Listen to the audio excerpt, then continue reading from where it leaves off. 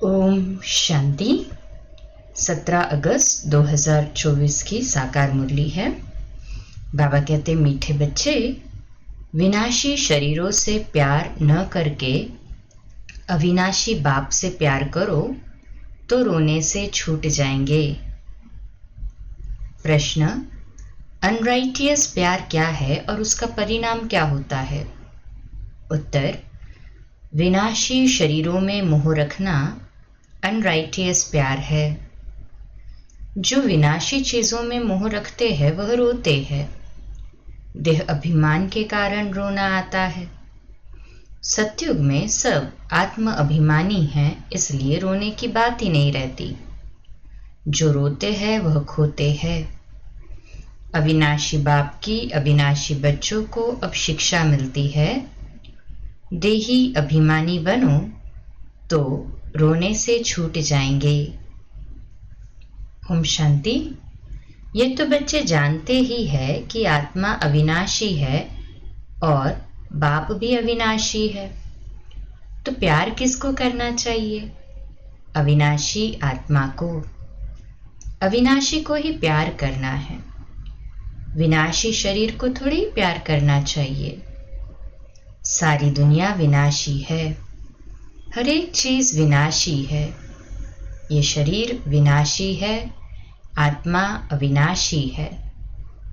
आत्मा का प्यार अविनाशी होता है। आत्मा कभी मरती नहीं, उसको कहा जाता है राइटियस। बाप कहते हैं तुम अनराइटियस बन गए हो। वास्तव में अविनाशी का अविनाशी के साथ प्यार होना चाहिए।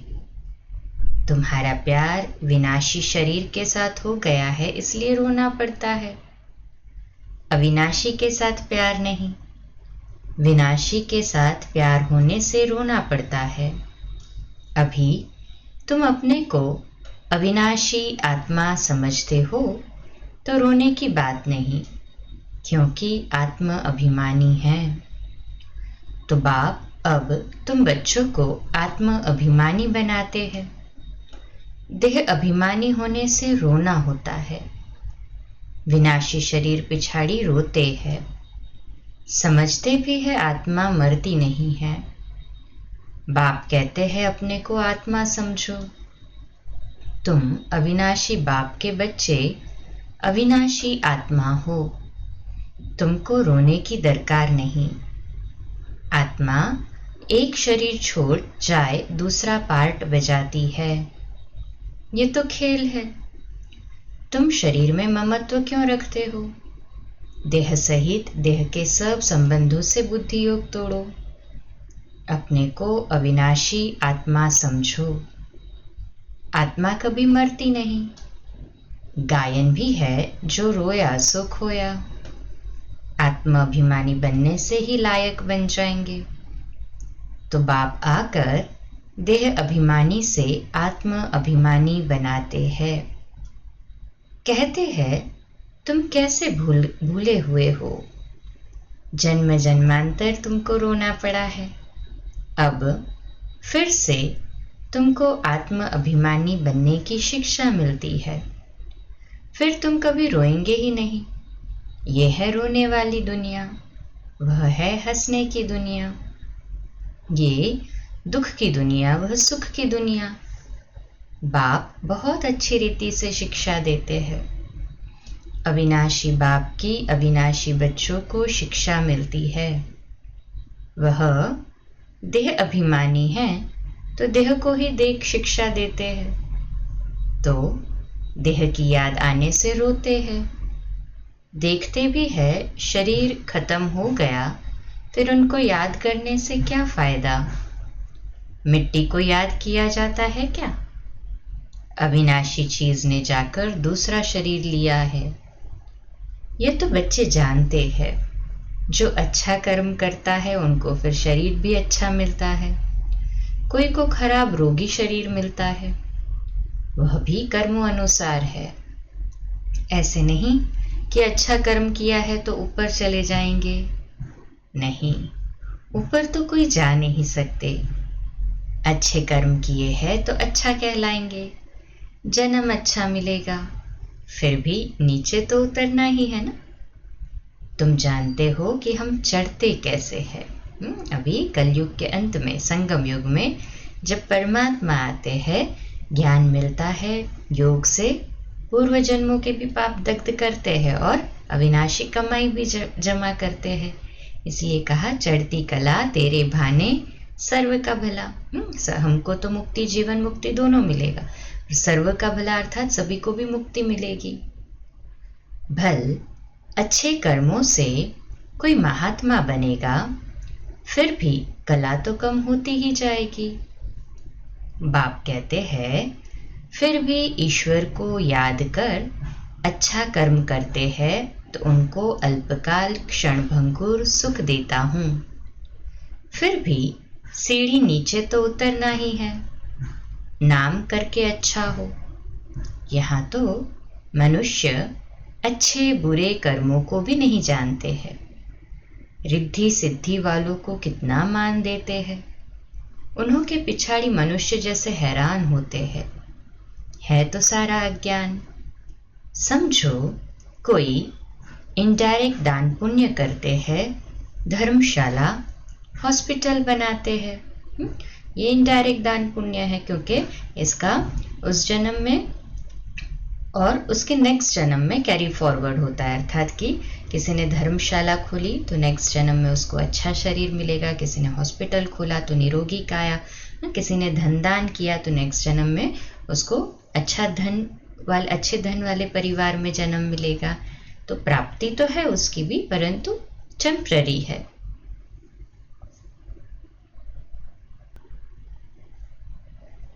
इसलिए बाबा कहते कि वो लोग भी जो दान पुण्य करते हैं उसका उन्हें रिटर्न मिलता है, तो दूसरे जन्म में उसका एवजा जरूर मिलता है।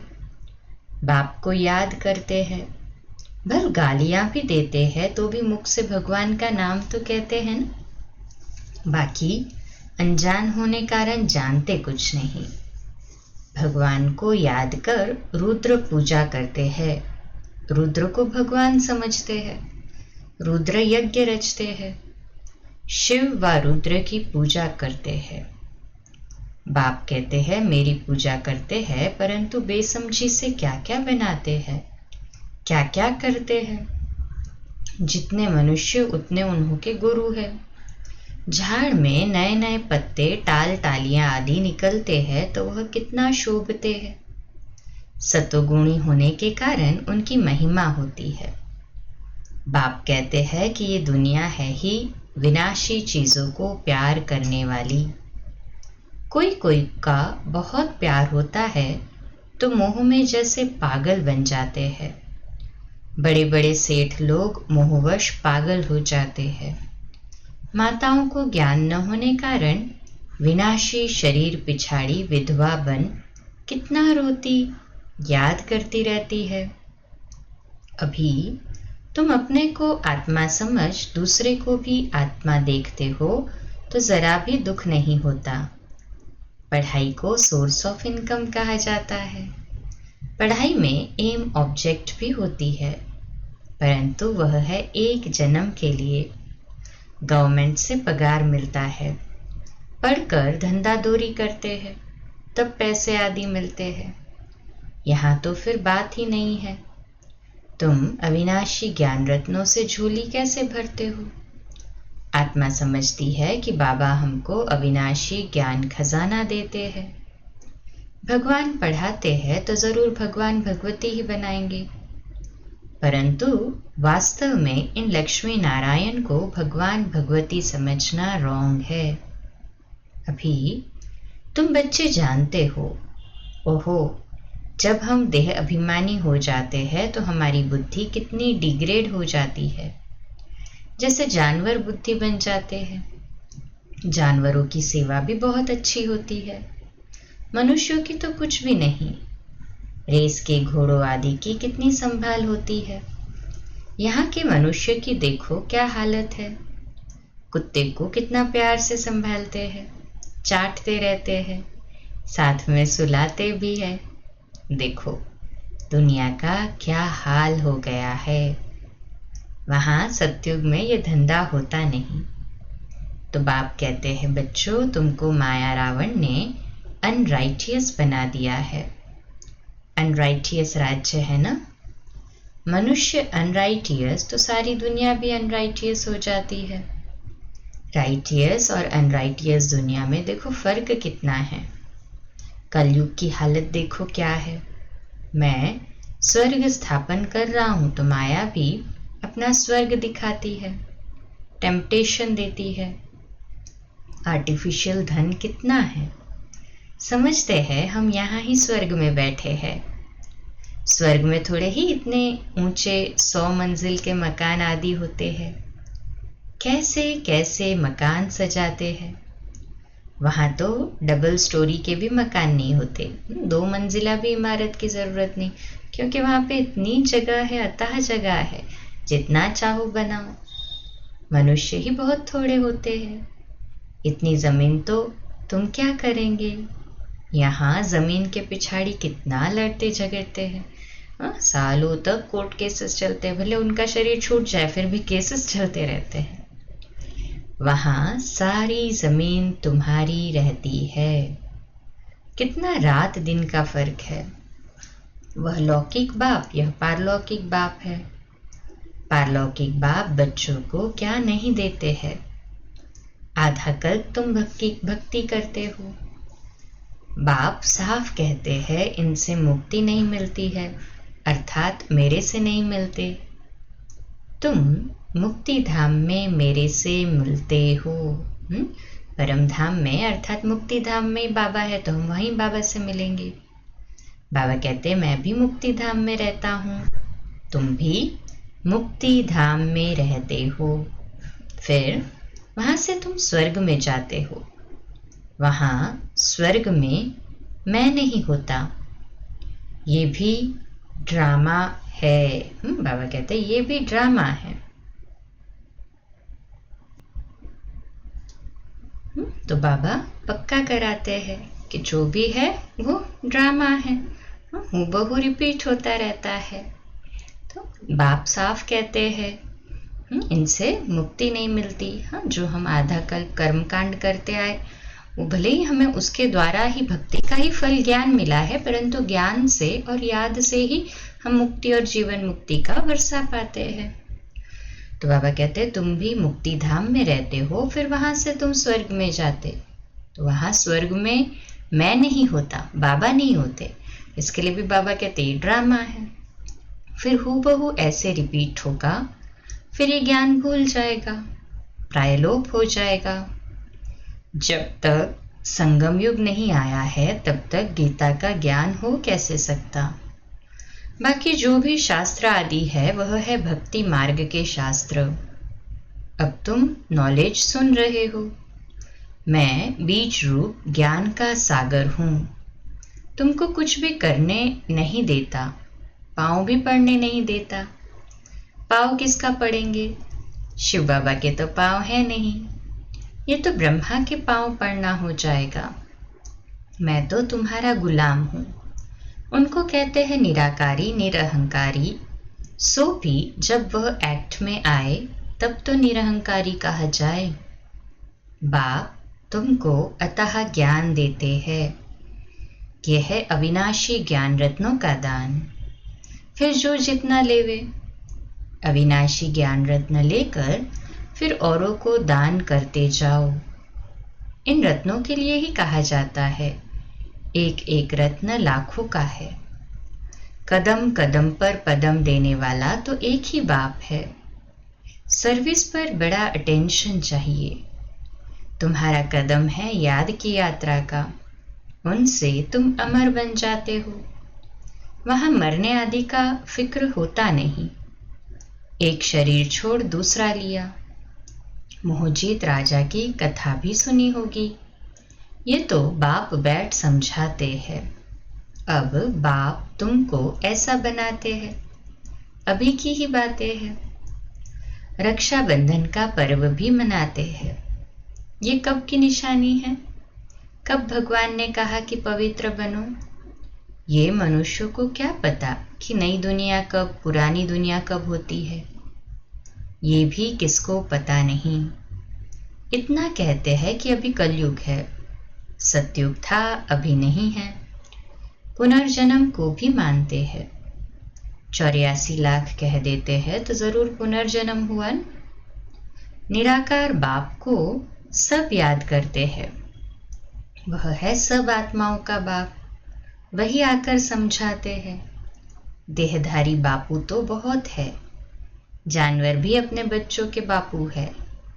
उनके लिए तो ऐसा नहीं कहेंगे कि जानवरों का बाप। सतयुग में कोई कुछ किच्चड़ पट्टी होती नहीं।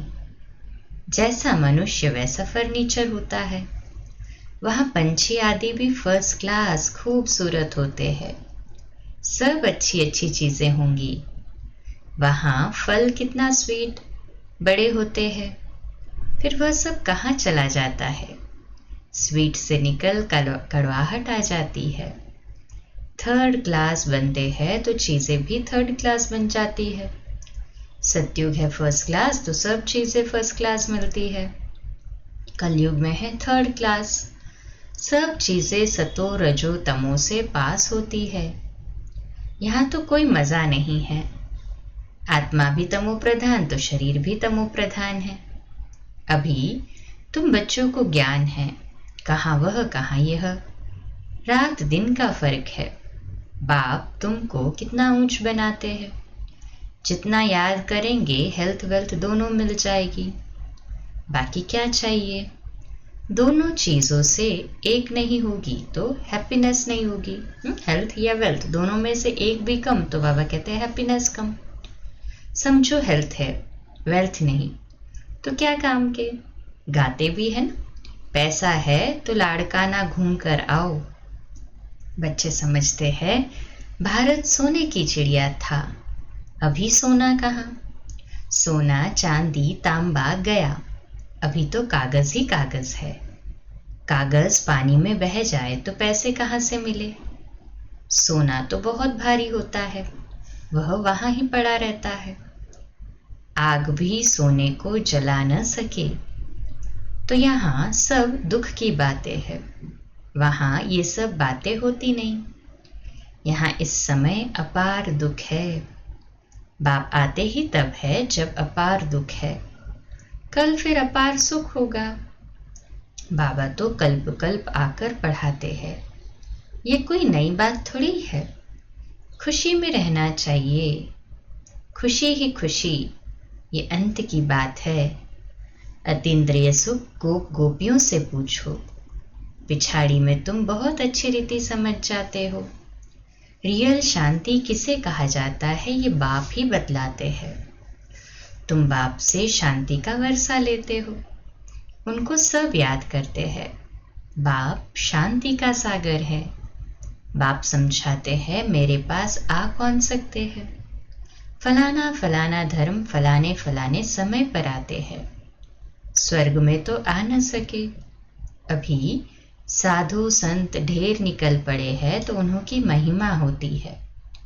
पवित्र है तो उनकी महिमा जरूर होनी चाहिए। अभी नए उतरे हैं, पुरानों की तो इतनी महिमा हो न सके। परमधाम से जो अभी सोल्स आती है प्योर आत्माएं होती है तो उनका नामाचार भी होता है। तो बाबा कहते जो पुराने हैं उनकी इतनी महिमा हो न सके, वो तो सुख भोग तमो प्रधान में चले गए हैं। कितने ढेर गुरु किस्म किस्म के निकलते जाते हैं। इस बेहद के झाड़ को कोई जानते नहीं। इस बेहद के झाड़ को अर्थात कल्प वृक्ष को कोई जानते नहीं। बाप समझाते हैं कि भक्ति की सामग्री इतनी है जितना झाड़ फैला होता है। ज्ञान बीज कितना थोड़ा है, भक्ति को आधा कल्प लगता है। ये ज्ञान तो सिर्फ इस एक अंतिम जन्म के लिए है। ज्ञान को प्राप्त कर तुम आधा कल्प के लिए मालिक बन जाते हो। भक्ति बंद हो जाती है, दिन हो जाता है। अभी तुम सदाकाल के लिए हर्षित बनते हो। इसको कहा जाता है ईश्वर की अविनाशी लॉटरी। उसके लिए पुरुषार्थ करना पड़ता है। ईश्वरीय लॉटरी और आसुरी लॉटरी में कितना फर्क होता है? अच्छा, मीठे मीठे सिगिलदे बच्चों प्रति माता पिता बाप दादा का याद प्यार और गुड मॉर्निंग। रूहानी बाप की रूहानी बच्चों को नमस्ते। हम रूहानी बच्चों की रूहानी माता पिता बाप दादा को याद प्यार गुड मॉर्निंग और नमस्ते। वाह बाबा वाह, शुक्रिया बाबा शुक्रिया। धारणा के लिए मुख्य सार है पहली पॉइंट, तुम्हारे याद के हर कदमों में पदम है, इससे ही अमर पद प्राप्त करना है। अविनाशी ज्ञान रत्न जो बाप से मिलते हैं उनका दान करना है। दूसरी पॉइंट, आत्माभिमानी बन अपार खुशी का अनुभव करना है। शरीरों से मोह निकाल सदा हर्षित रहना है, मोहजीत बनना है। आज का मीठा वरदान, हर घड़ी को अंतिम घड़ी समझ सदा रूहानी मौज में रहने वाली विशेष आत्मा भव। विश्लेषण, संगम युग रूहानी मौजों में रहने का युग है, इसलिए हर घड़ी रूहानी मौज का अनुभव करते रहो।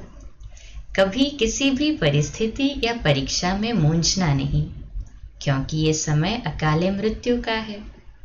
थोड़ा समय भी अगर मौज के बजाय मूंझ गए और उसी समय अंतिम घड़ी आ जाए तो अंतमति सो गति क्या होगी। इसलिए एवर रेडी का पाठ पढ़ाया जाता है।